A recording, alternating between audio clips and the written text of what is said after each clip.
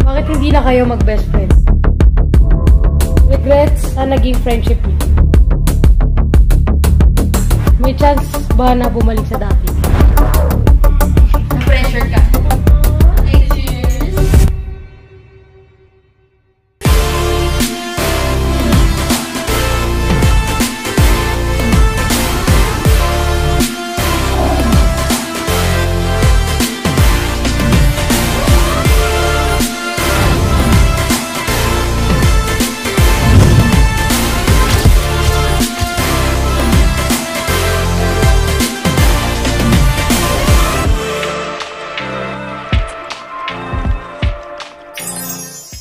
Okay.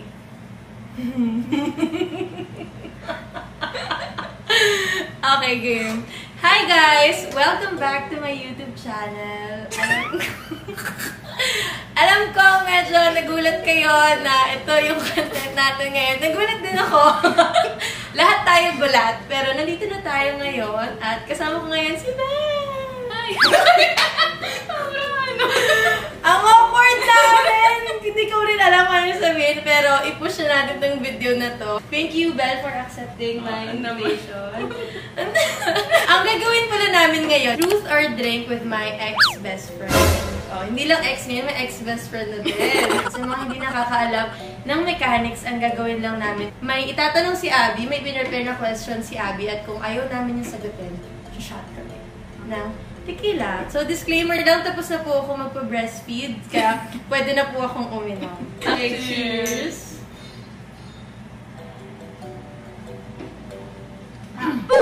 Tagal naman ni Abby, iniwan naman ako, awkward to lang. Kumuha mo ng tubig, pwede naman ako na kumuha ng tubig. So, kamusta? Kamusta? Ayan, nandiyan na si Abby! Iniwanan mo naman kami, medyo awkward to. Okay na, nag-welcome shot na kami. Pwede ka na mag-start sa first question. Kumusta ang life ng 1 year na hindi kayo magkausap? Ano ba sasagutin ko? Wait lang. Okay naman.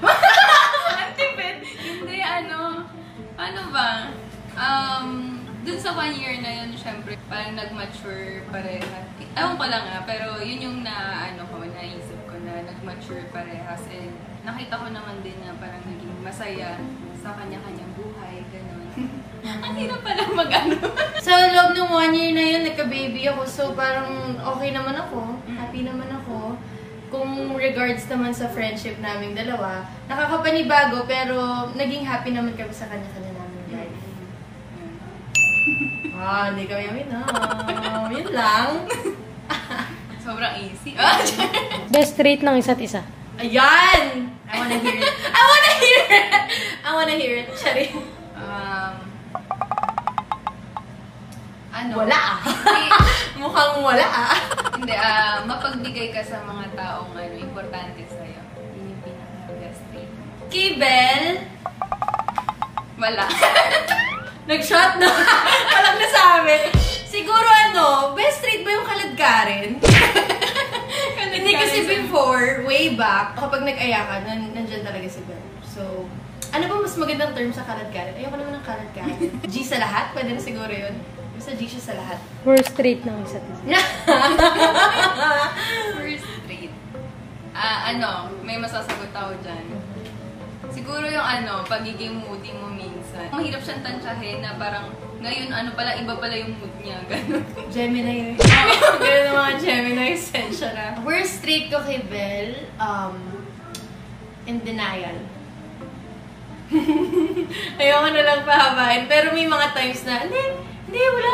Hindi. Pero meron talaga. Ayun ang ayoko kasi medyo nagkakaroon ng miscommunication dahil sa pagiging in denial. Bakit hindi na kayo mag-best friend? Ayan. Paano ba?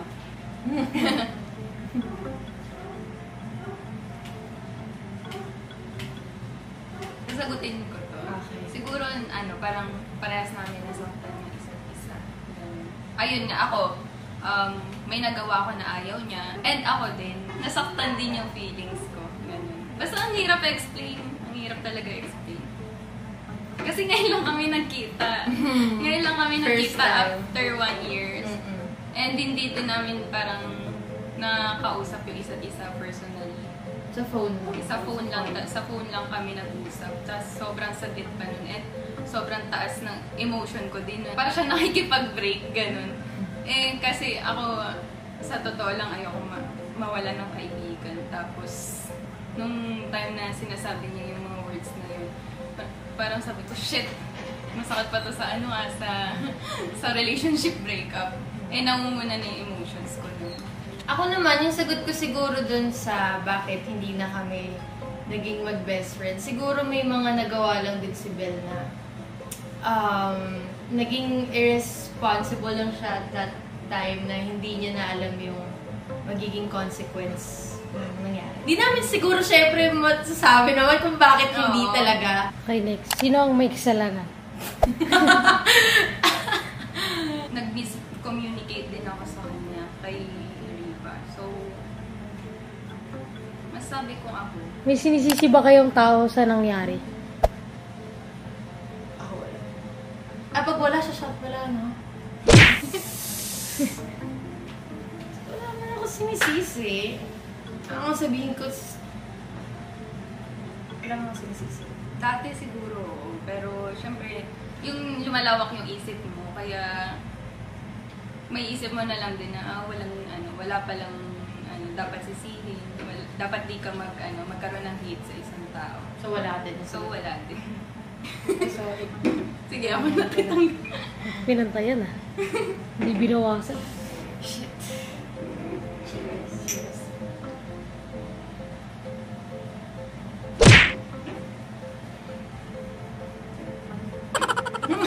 Worst thing na nasabi nyo sa isa't isa after nyo maghiwalay? Ayun. Shit naman. Tuloy ah.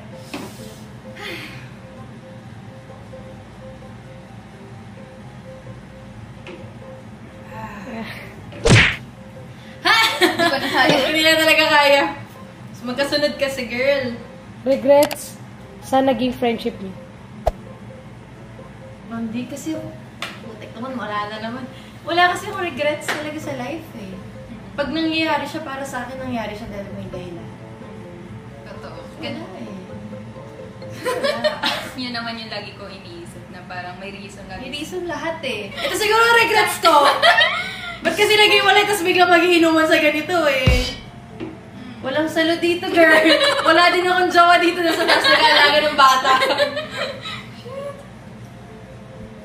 Oh no! Sumasama na siya. Sasagutin ko na talaga lahat ng tanong mo. Sige. Sige. For Bel, gusto ba ng mga bago mong kaibigan si Riva? For Riva, gusto ba ng mga bago mong kaibigan si Bel? Bagong kaibigan? Kaibigan. O naman. Ikaw? Kilala naman siya ni Ani.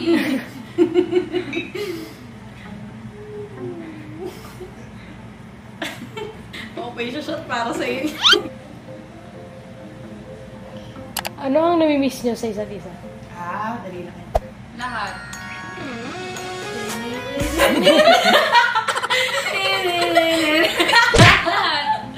Hindi lang sa mga love team kinikilig at sa mga ex-best friend din. Lalo na pag kachikahan, ganun.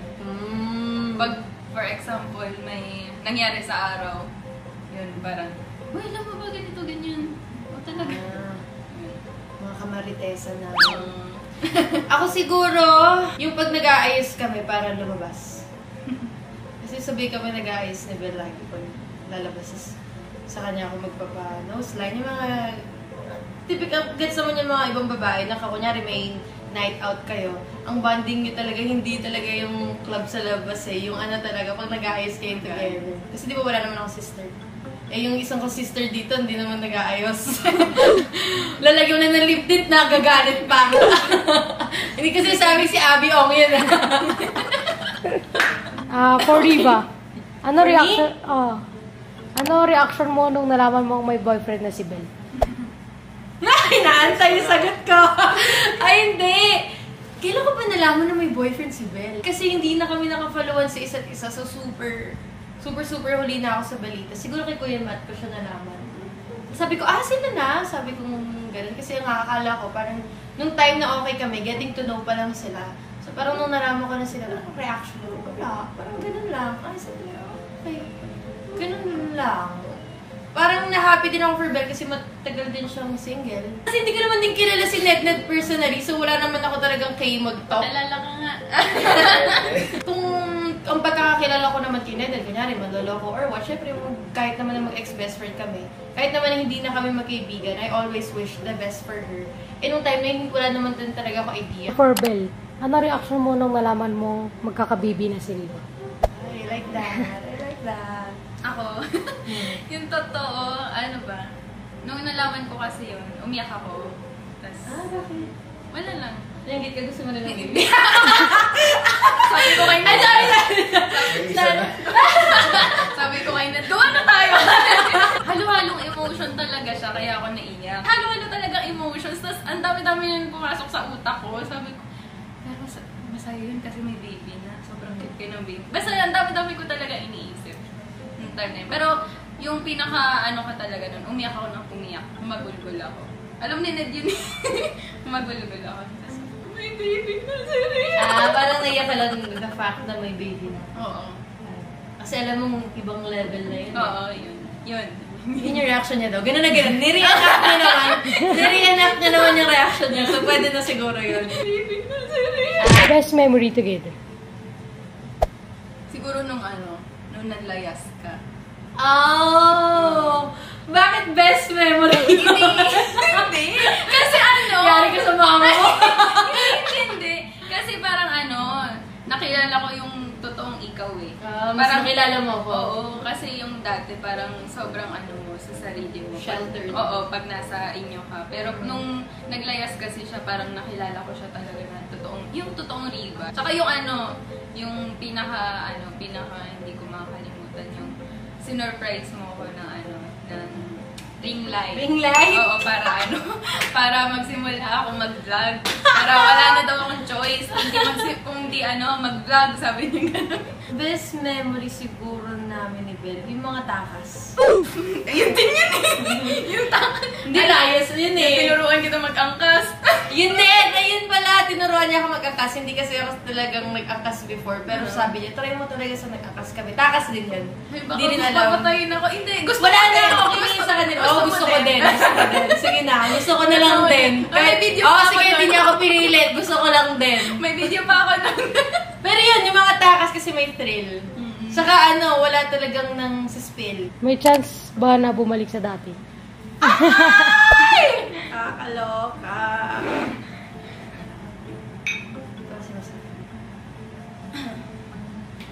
Pero ikaw, ano sa'yo? Para sa akin, hindi ko din masasabi kasi sa yun eh, sa tao yun eh. Magsalo naman dyan walang ginagawa. Watching audience lang. Audience ka lang dyan. Bakit Pag sali ka dito, dalawa lang Dalawa sa loob. O para ayan. Ayan. Okay. Walang Kaming dalawa. chat chaser lang palakpak ka. Upo ka na lang dito. Or sasagutin mo sa tingin mo babalik kami sa dati. Shot mo na lang. Shot ko na lang. Shot mo na lang. Dalawa. Magkasunod Okay, 1. Pero depende sa inyo. Pagtagal. Parang from experience na. Pero masarap naman, di ba? Parang hindi. Parang hindi yun nagustuhan. Asang blade. Ano gumuwi? Pasensya na, Ned. Thank you. Malakpakan naman natin sa Ned. Ilan pa? Last na. Alas na, okay. Message nyo sa isa't isa ngayon na nagkita na kayo. Madali na lang. Gusto ko yung ginanon. Madali na lang eh. Message lang naman eh. Tingin ako para mas pressure ka. So, Abby. Char. Hindi, message ko sa'yo. Wait lang yung note nga dyan. May kode ko Hindi. Wait lang. Sorry. Ayun, masaya ako para sa'yo sa mga nangyari sa buhay mo ngayon. Totoo, happy ako. And thank you kasi nagkita ulit tayo.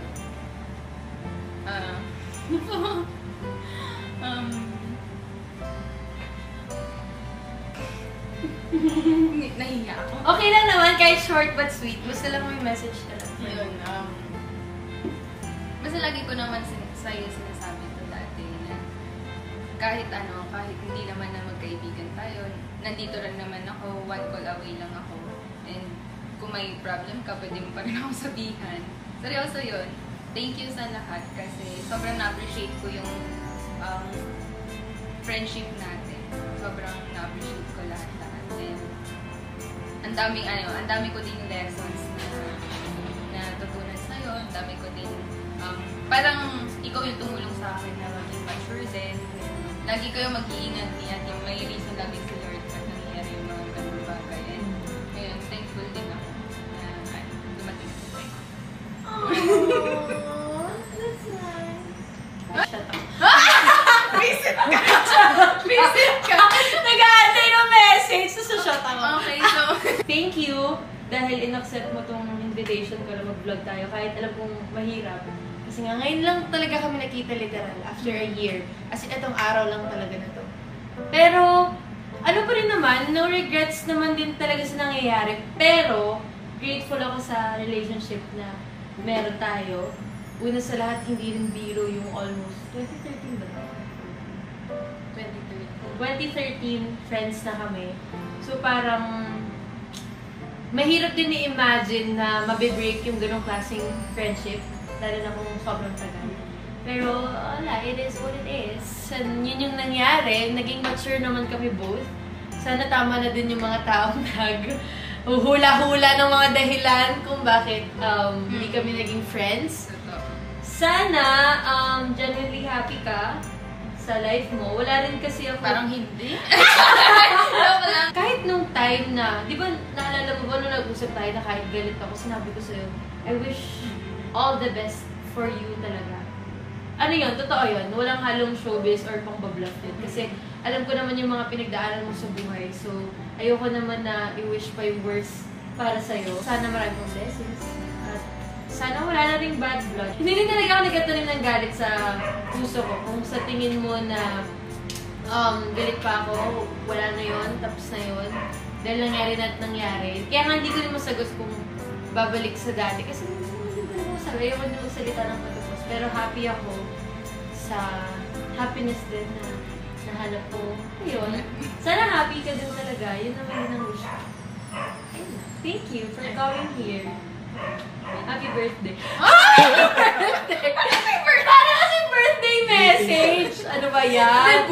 Sige na! Dito ko natatapusin yung video. Di mo lang namin nakalahati. Pero meron pa kaming content sa channel ni Bel. So may content pa kami na gagawin sa channel ni Bel. Thank you so much ulit, Bel, for coming here. Thank you din. At sana nag-enjoy din kayo sa video na to. Thank you guys so much for watching. Don't forget to subscribe to our YouTube channel. Follow us on our social media accounts and we'll see you guys soon. Bye!